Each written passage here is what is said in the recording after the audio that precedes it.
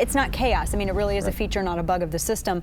McCarthy, I mean, did it really throw everything up into chaos? I mean, I think Webster's a really good pick. First off, who's FreedomWorks pulling for? Webster? Okay, well, I'm glad you asked that question. It's a little longer than that. And my first observation is everyone seems to go to that next person down. So everyone's talking about, is Paul Ryan going to be the guy? And I think actually the reason that most media immediately gravitate to Ryan is he's probably the only other congressman they ever heard of. Right. So I think there's a certain amount of laziness going on. Yeah. I know this weekend I've been talking with different members. There is a lot of members who are thinking about this. And there's other people I'd like to see to get into this race. I've mentioned Jeb Henserling in the past as someone. He fought the Import-Export Bank. He got a lot of he has a lot of credibility. Marsha Blackburn of Tennessee would be a new and unique voice. She's been in the fight for a long time. I mean, we talked to her last week. She was real cagey about her answer, which if you're cagey, you're thinking about it. You're looking at it, right? It gave me some, because I said, well, who are you pulling for? Because so far her hat wasn't in the ring. I mean, do you really think that she has I mean, she could take a run and have a real legitimate case and for when this? America gets to know her, I think people would be pretty excited. I think she's willing to actually stand up and fight with President Obama and battle with him on ideas, which is something I'm dying to see. Yeah. I think she would pull Mitch McConnell, put some spine back into him a little bit. Yeah. I think that'd be good. I also look at people like Matt Salmon out of Arizona. He has a 100% voting record with FreedomWorks. He could be someone who'd be interesting.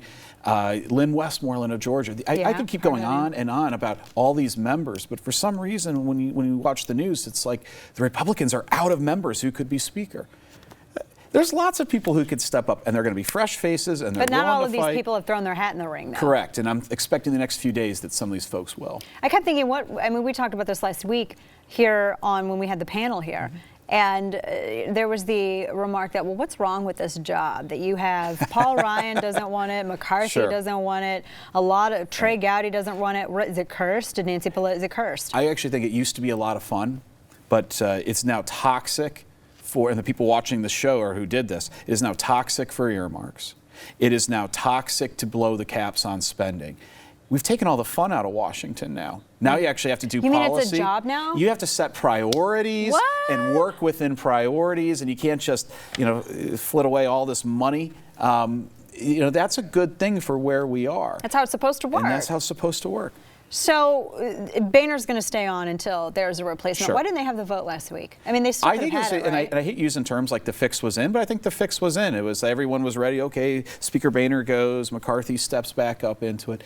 Congressman Thomas Massie of Kentucky said it best. He's like, how do I go back to my constituency and say, we defeated Speaker Boehner, but we put his right-hand man in charge. Right. That's not going to work. And I think that's what the old, the K Street class and a lot of the lobbyists and some of the vested interests, this is the outcome they were hoping for. Right. And even if Paul Ryan does throw his hat into the ring, he was certainly not their first choice, and he's probably someone we could work with on a variety of issues. But that being said, it doesn't sound like he wants to take this job. Yeah. So let's find someone who wants the job. And to that point, from what I had read, I think it was at the Hill or elsewhere, he had made mention that, or had really just strongly put it out there, that he was not interested in that position and that job unless the Freedom Caucus had endorsed him for it. Correct. Because he didn't just want to have that fight, I guess. And the Freedom Caucus, and this is what they're gaining their strength by sticking together.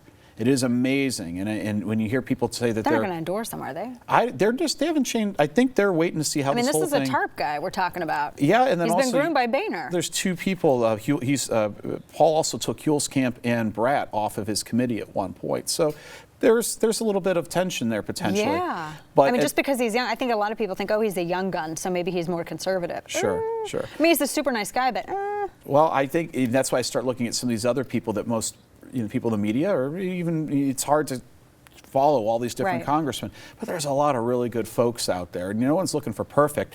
The House Freedom Caucus just wants to be left alone to do the work that they were sent to Congress to do.